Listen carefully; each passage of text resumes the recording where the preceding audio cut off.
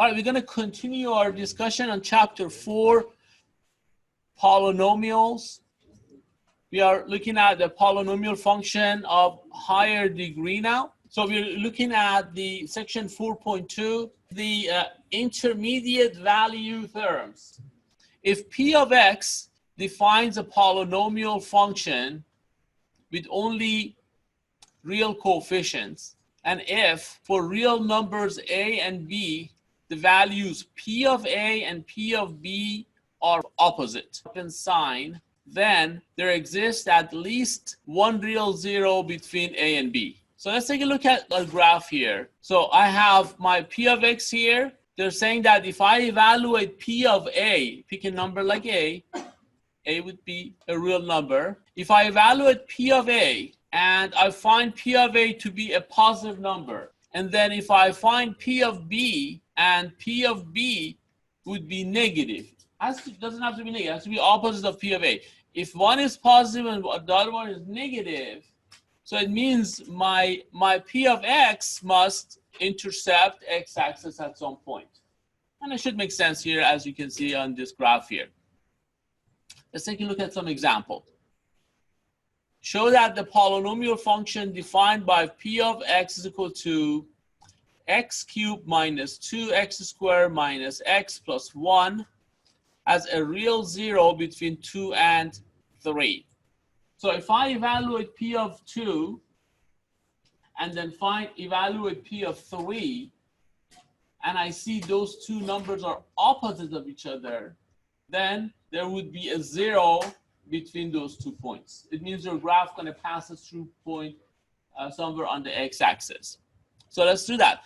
P of 2, everybody know how to evaluate P of 2. P of 2, you just substitute for each x2 on P of X function. And you notice that you get minus 1. P of 3, if I substitute for each x3 on P of X, then I would get 7. Well, looks like these are opposite of each other. So since P of 2 is equal to negative 1 and P of 3 is equal to 7, and these two are opposite in sign, so that means that according to the intermediate value theorems that we discussed earlier, we're going to assume that there is a real zero between 2 and 3. It means your graph going to passes the x-axis. You do have a x-intercept between those 2 points. And if you look at the graph of the function, if you plug this number in your calculator, you would notice that right in between 2.246 and 2.247, the value of y would start changing sign here. And that kind of confirmed that same results that we talked about. This is going to intercept that between those 2 points and intercept x-axis between those 2 points. Let's take a look at dividing a polynomial by binomial. So if you're dividing x minus 3 by this polynomial here, we can use several methods. We looked at some of these methods previously, and we have a record of those already. But here was a long division that we discussed last time, if you recall. With the long division, you want to make sure these are right in order. So I have x to the power of 3. Looks like x to the power of 2 is missing. With the long division, it's optional really to insert that 0x to the power of 2. But when we go to the synthetic division, we definitely want to mention that 0 there. So in this case, I'm going to go ahead and mention all of them. So if I have, in this case, x squared is missing, I'm going to put 0x squared here in place of that and write them in order. So the next step is to ask yourself, what times x give you 3x cubed? That obviously is 3x squared. If I multiply this, if I distribute this here, if I multiply that with x minus 3, then you would get 3x to the power of 3 minus 3 times minus 3 would be minus 9x to the power of 2. So you notice that the next step here is to find a remainder, right? To find a remainder, you have to subtract this row from that row And then I showed you that you could change the subtraction to addition or distribute this minus and change the sign to its opposite sign. It's just another way to look at it is. And then you can see 3x cubed and 3x cubed add up to 0 minus that. And then you can look at the x squared. You have 0x squared plus 9x squared. You get plus 9x squared here. Okay, so if we go to the next step here, you go again, what times x to bring this down will give you 9x to the power of 2. So that would be 9. 9 times 9 would be 9x to the power of 2. You're going to distribute that with -3. You get minus 27. Again, remember, we want to find the remainder. So that would be really subtracting this. I change subtraction to addition and change the sign to its opposite sign. So you would see that x squared add up to 0. And the x would be minus 2 plus 27. That give you plus 25. And bring the next terms down. And then keep working on this. What times x give me 25? X would be 25. And then here again, we want to go ahead and distribute 25 by -3, get -75. And then if you subtract this, you would see the sign change again. And then the remainder would be 5 plus 75, which would be 80. So the quotient would be 3x squared plus 9x plus 25. And the remainder is 80. When you get the remainder, the last term was, if you recall, remainder over divisor. So the last term would be remainder over divisor. That would how we write the final answer. So that would be the quotient, and this would be always the remainder. So if the degree n polynomial p of x, where n is greater than 1, is divided by x minus k, then the quotient polynomial q of x has a degree of n minus 1, 1 degree less than what we had. So the remainder r is a constant and maybe 0 sometimes. The complete quotient would be p of x over the divisor, which as we showed on the example. So that would be in this form. So let's take a look at the synthetic division now. We could use synthetic division to divide polynomial. And as you can see, what we need to do with the synthetic division is to record the coefficient of these terms here. 3 goes here. Notice that x squared, the coefficient is 0. It wasn't there, so I definitely need to put the 0 here this time. And then -2 would be the coefficient of x, and 5 is the constant. So the way it works is you just, okay, here dividing by x minus 3. You want to make a note of that. If you're dividing by x minus 3, this number here would be plus 3. If you divide it by x plus 3, this number would be minus 3. Just remember that one. You bring the 3 down, and then the next step is to multiply these two terms together and place it right here. So you get 3 times 3, the 9 goes there, and then just simply add these two. 0 plus 9 would be 9, and you keep doing the same thing. 3 times 9, and you place it right here, and then you add them up, you get 25. And then finally, you multiply 3 times 25, you place it right here, and then you add them up, and that would be your remainder. So this corresponds to the first coefficient of the degree 1 less than this. So that was x to the power of 3, so that would be x to the power of 2. It would be 3x to the power of 2 plus 9x plus 25 plus remainder over divisor. Same result as you can see we get using the long division. And as you can see, the steps are again copied down here. Use synthetic division to divide. Okay, here we're dividing by x plus 2. So let's take a look at this example. So I'm going to write down the coefficient here. But remember, x plus 2 is x minus minus 2. So this is my k. My k is minus 2.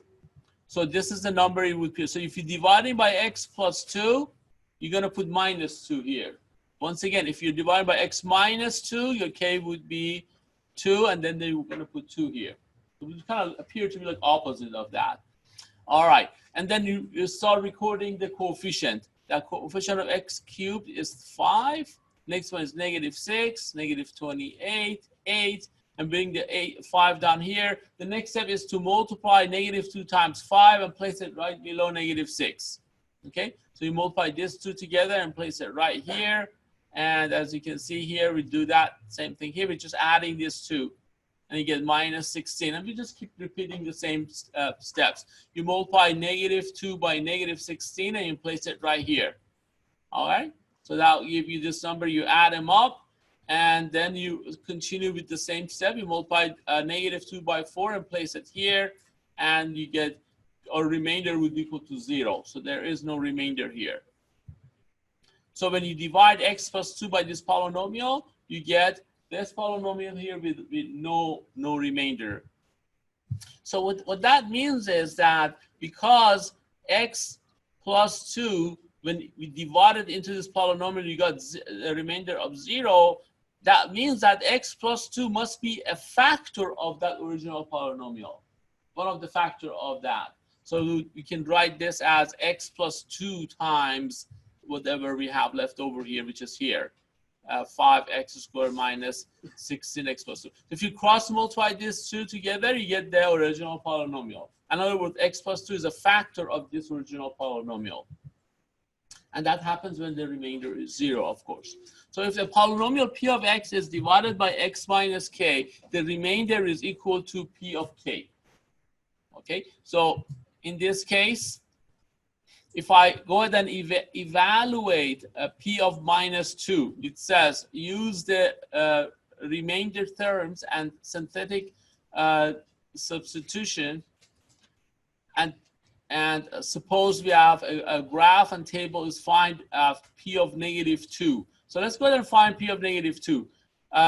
In this case, use synthetic division to find the remainder when p of x is divided by x plus 2 or x minus 2. So this is my k here. All right. So let's go ahead and see if x plus 2 is a factor of this or not, basically. So what we do is we divide this by, remember this would be opposite of this number, so your k is -2. You follow the same steps again for synthetic division. Bring this number down. You multiply these two together and place it here. Give you 2. You add them up. You get 2, and you keep doing that. You multiply -2 by 2. You place it right here. You get -4. You add them up again. You get -1. You multiply -1 by -2 by -1. You get 2. You place them right here. You add them up, and you get 2. And then finally, you multiply -2 by -2 and place it here. And when you add these up, you get a -1 would be the remainder. Okay, so what that means is x plus 2 is not a factor of that original polynomial. Also, as you can see, p of -2, it turns out to be the remainder. So p of -2 always would be, in this case, the remainder would be equal to -1. If this turns out to be equal, if I evaluate p of -2 turns out to be equal to 0, then it means that the remainder would be equal to 0. That means that would be a factor. So we can easily confirm that again using our calculator. And once you graph this, and you can see that at x equal to -2 and y is equal to -1, and we can confirm that same result that we got using our calculator. Now decide whether a number is a 0 of a polynomial function. So here we want to decide whether 2 or -2 would be the 0 of these polynomial function. For the next one, that's all we have to do is just we can use synthetic division to divide. And then if I do that in this case, the first example, I get a remainder of 0. So what that means is the remainder is 0. So x is equal to 2 is a 0 of this function p. Okay, whereas with the second one, when I use a synthetic division using the same method, here I get the remainder not equal to 0. Then when that happens is that the remainder is not equal to 0. So x equal to -2 is not a 0 of p. That's how you can indicate whether you do have a 0 or not. And again, we can easily confirm that using our calculator. Just plug the number into your calculator. As you can see, the zeros appears here right on the graph. Factor theorems. From the previous example for part A, we had p of x over x minus 2 is equal to x squared minus 2x plus 5. In other words, p of x then would be equal to x minus 2 times x squared minus 2x plus 5. In other words, x minus 2 is a factor of this polynomial because we got the remainder of 0. So the factor terms that the polynomial p of x has a factor of x minus k if and only if p of k would be equal to 0.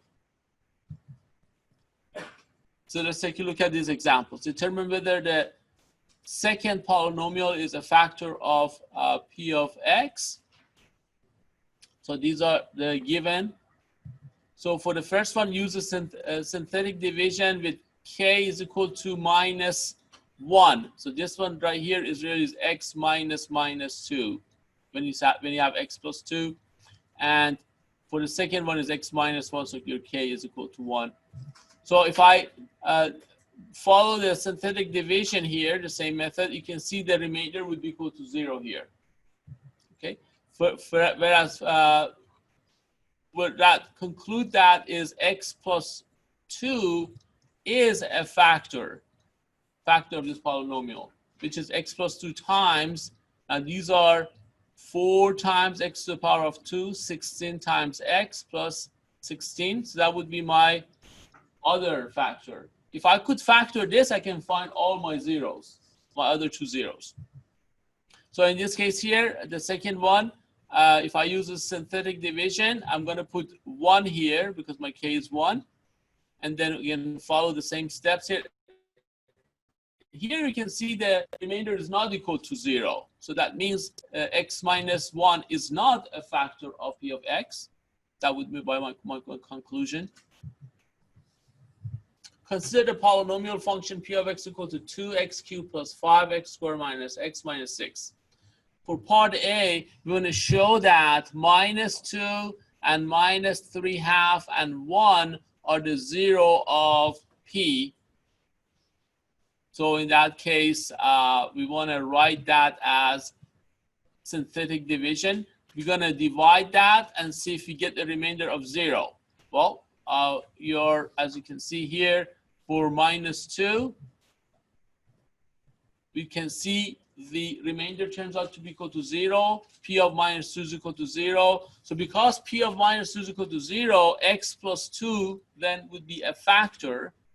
So we can write this as x plus 2 times the other polynomial would be here. The other factor would be 2 x to the power of 2. Remember, this is 1 degree less than the one that you're dividing into. That would be 1x minus 3. So that would be your other factor right there. So one factor is x plus 2. The other factor would be 2x squared plus x minus 3. Now, if I go then solve here for x, then you would get the other 2 zeros. This is factorable. This is factorable. If I factors for x, here I get x equal to minus 3/2, and here I get x equal to 1 when I solve each of these for x. And then therefore we get all the zeros there. And we can easily confirm the result using our calculator. You can see where these intersect x-axis here. So these would be the zeros, -2, minus 3/2, and 1. Those would be the zeros of that polynomial. So let p of x and d of x be 2 polynomials with the degree of d of x greater than 0 and then less than the degree of p of x. Then there exists a unique polynomial q of x and r of x such that, we talked about this before, so that would be the remainder over the divisor, and this would be our quotient here. So that would be the form of that. So where either r of x, the remainder is equal to 0, or it could be a degree less than d of x. So let's take a look at this example here. We want to divide 2x plus 3 into 6x squared plus 5x minus 10. So for this example here, we're going to take a look at long division first. We're just going to make sure these are in order, which it is, and then you're going to ask yourself, what times 2x give me 6x squared? Looks like it's 3x. You distribute 3x by 2x plus 3. Record the number here. You need to subtract. Okay, so it means you have to distribute this minus here, change the sign to its opposite sign, and then you add these up. 5x minus 9x give you minus 4x. And then again, what times 2x give you minus 4 would be minus 2. And then again, here we need to subtract in order to find the remainder. It's kind of like you distribute this minus, change the minus, subtraction to addition, and change the sign of this to its opposite sign. So the remainder would be negative 10 minus 6 would be equal to negative 4. So in this case, because I have a remainder, my last term would be the remainder over divisor. So I would put here as negative 4 over 2x plus 3 as my last term. Again, if you have a fraction at the end, means that you have a remainder. So divide here. This is another example here. We're going to divide x plus 1 into this polynomial. Again, it's a good idea to, especially at the beginning when you do these problems with long division, insert a 0 for the terms that are missing. X is missing here, so I'm going to put 0 for that. And the rest are present, and just pretty much follow the same thing. What times x squared give you 5x cubed? That would be 5x. You distribute that, you find the remainder. Again, this would be subtracting, change the subtraction to addition, and change the sign for this one right there. Plus, that would be plus, minus, minus, minus, and then you would get the minus 4x square minus 0x squared with the minus 4x squared. Bring the rest of the number down. It's plus 7x minus 5x give you plus 2. Bring the 2 down and continue with this process. What times x squared give you this first term? Would be minus 4. And again, you need to find the remainder. You change subtraction to addition, change the sign, and you see the remainder would be 2x plus 2. See, the remainder is 2x plus 2, 1 degree less than x cubed, right? So that makes sense. That you can stop right here and write the remainder is 2x plus 2 over the divisor. That would be your last term. 2x plus 2 over the divisor, which is x squared plus 1. All right. This would be a good example that those of you watching this later at home to pause and see if you can set up the long division yourself and then check your answer with us. Okay, so we're going to use the long division for this one. We're going to write them in this order. All the terms are present here, so I don't have to put any 0. All right, here I'm going to ask myself, what times, this is a term that we didn't know, what times 2x to the power of 2 give me this term here? So in this case, happen to be a fraction now. What times 2 is 1? 1/2, right? So the 1/2 times 2 give you 1. X times x squared give you x cubed.